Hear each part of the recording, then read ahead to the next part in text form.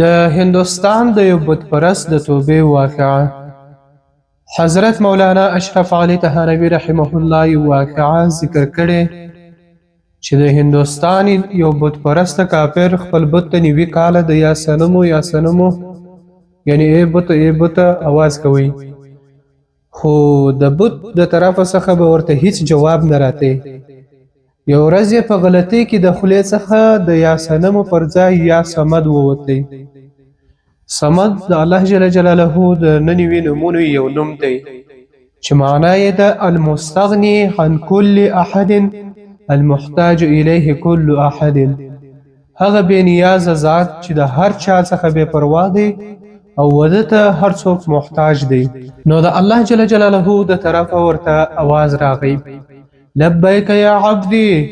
ای زما بنده زه حاضر یم. نو هغه کس پر هغه ځای باندې خپل بت ټوټې کوي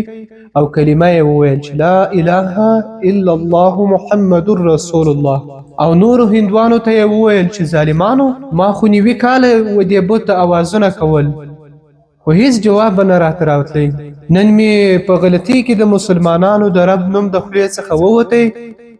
نو د اسمان څخه جواب راغی چې لبیک یا عبدی، زه حاضر یم ای بنده، تازه ولې پرې یم.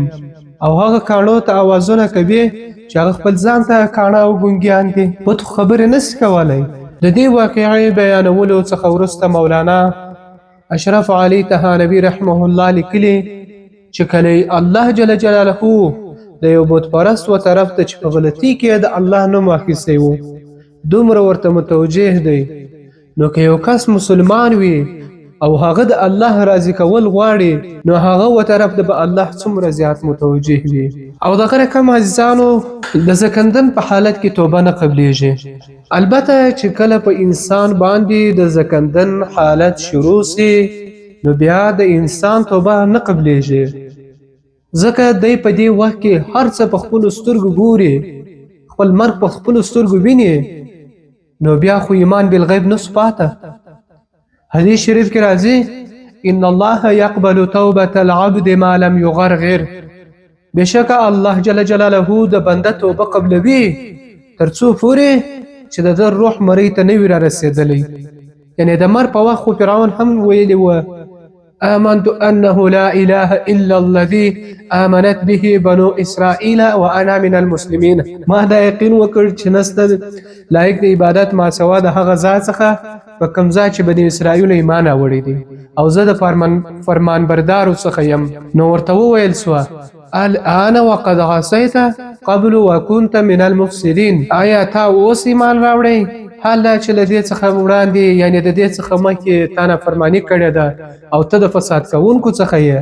د توبې څخه وروسته الله جل جلاله د انسان ګناه د حافظه فرشتو او اندامونو څخه هم هېره کوي. کله چې یو انسان ګناه کوي، نو کرامن کاتبین فرشتې هم د په عملنامه کې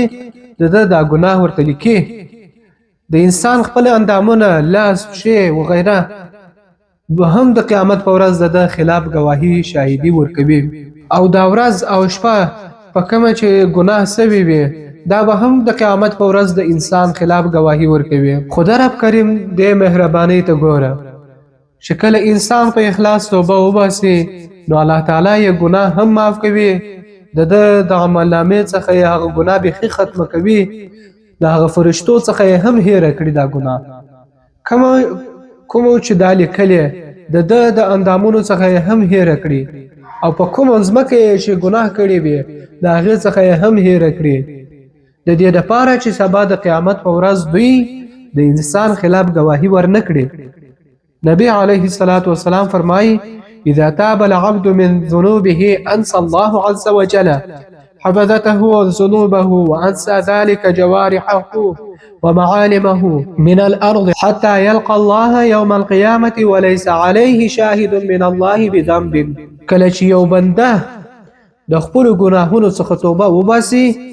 نو الله رب العزت د حفظو فرشتو څخه هم د ګناه هېره کړي، د اندامونو څخه یې هم هېره کړي، او په کومه ځمکه چې ګناه کړی وي د هغې څخه یې هم هېره کړي. او دا د دې دپاره چې کله د قیامت په ورځ د الله جل جلاله سره ملاویږي،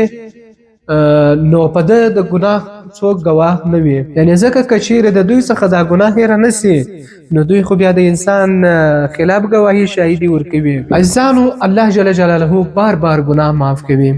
که انسان په اخلاص باندې توبه وباسي او بیا د ګناه د نه کولو په ښه اراده وکړي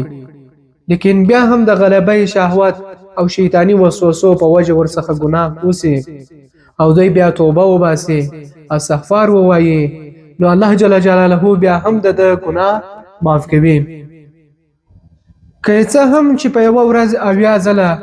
یو ورڅخه دغه ګناه وسی او په هر واري باندې په اخلاص توبه وباسي نو الله تعالی یې معاف کوي او د کس ته مصر یعنی اصرار کوونکی په ګناه نه ویل کیږي. د ابو داود شریف حدیث دی نبی علیه الصلاۃ والسلام فرمایي ما اصر من استغفر وان عاد في اليوم 70 مره. هغه کس همیشه والی په ګناه نه دی کړی چې بخښنه یې غوښتې وي اگر چې د ورځې اویا ځله یې دا ګناه کړی وي او توبه یې ورڅخه ایستلې وي. یعنی کچیري د یو کس څخه په یو ورځ کې اویا ځله ګناه وسی او اویا پیرې ورڅخه توبه وباسي استغفار ووایي نو دته په ګناه اصرار کوونکی نه ویل کیږي. امام بخاری رحمه الله او امام مسلم رحمه الله یو حدیث را نقل کړی په کوم کې چې نبی کریم صلی الله علیه وسلم د خپل رب څخه حکایت کوي. دا حدیث خلاصه دا ده چې کله بنده یو ګناه وکړي او دا ووایي اللهم اغفر لي ذنبي اللهم اغفر لي ذنبي یا الله ما ته زما ګناه وبخښه نو الله رب العزت فرمایي چې زما بنده یو ګناه وکړه خو ته دا معلومه ده چې د یو داسې رب ستا چې هغه دا ګناه بخشي هم او نیول هم پرې کوي نو ما دې خپل بنده ته بخښه وکړه بیا دې په دویمه پیرا باندې دا ګناه وکړي وروسته پښیمان سي او وایي ای رب ما ته زما دا ګناه معاف کړه نو الله رب العزت فرمایي چې زما بنده ګناه وکړه او دې پوه دی په دې چې د یو رب ستا چې ګناه بخشي هم او په ګناه نیول هم کوي نو ما دې خپل بنده ته بخښنه وکړه بیا دې په دریمه پیرا دا ګناه وکړي وروسته وایي ای الله ما دا ګناه معاف کړه الله رب العزت فرمایي زما بنده ګناه وکړه خو ته معلومه ده چې د داسې یو رب ستا چې ګناه بخشي هم او نیول هم پرې کوي الله تعالی ورته فرمایي اعمل ما شئت فقد غفرت لك ای زما بنده که ستا څخه کله هم ګناه وسي بیا ته زما څخه بخښنه وغواړې نو زه به درته معافي وکوم زه تا ته مې بخښنه وکړه یعنی هر کله چې ګناه در څخه وسي بیرته الله پاک ته باید چې انسان رجوع وکړي دا انسان څخه ګناه کیږي ولې شیطان ورڅخه د دنیا دارالامتحان ده خامخا انسان په ګناه کې گرفتار کیږي خو غوره کس هغه څوک دی چې بیرته دستي توبه وکړي او الله پاک و طرف ته متوجه سي